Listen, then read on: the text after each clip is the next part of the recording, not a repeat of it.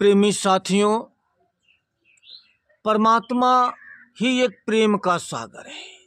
परमात्मा ही वह प्रेम है। हम एक तुच्छ जीव, अज्ञानी जीव बिना प्रेम के नहीं रह सकते।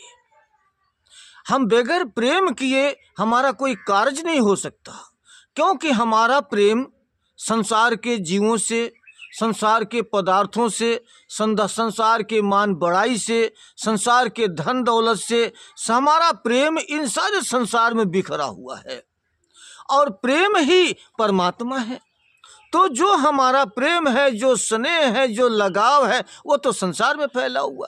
तो हम परमात्मा कैसे पा सकते हैं? इसलिए परमात्मा को पाने के लिए हमें जो कुछ भी करते रहना है, संसार से मोह को निकाल कर, प्रेम को निकाल करके परमात्मा से जोड़ना है।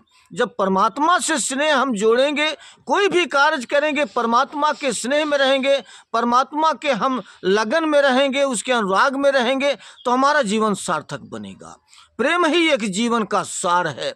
यही कबीर साहब कहते हैं कि प्रेम न बाड़ी उपजे, प्रेम न हाट बिकाए, राजा प्रजा जेहि रुचे, शीश दे ले जाए।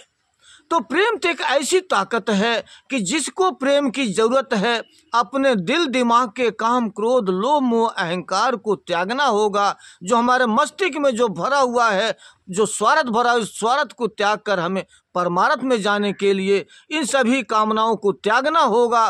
तब परमात्मा हमें मिलेगा और वो प्रेम हमारे अंदर जाहिर हो जाएगा कि परमात्मा के सिवाय मुझे कुछ और अच्छा ही नहीं लगेगा। जिधर भी देखेंगे प्रेम ही प्रेम हमें दिखाई देगा, परमात्मा ही नजर आएगा और उसके सिवाय सारा संसार की दौलत फीकी पड़ जाएगी। इसलिए प्रेम हमें करना चाहिए, उस मालिक की यादगारी बना के रखना चाहिए। धन्यवाद साहिब।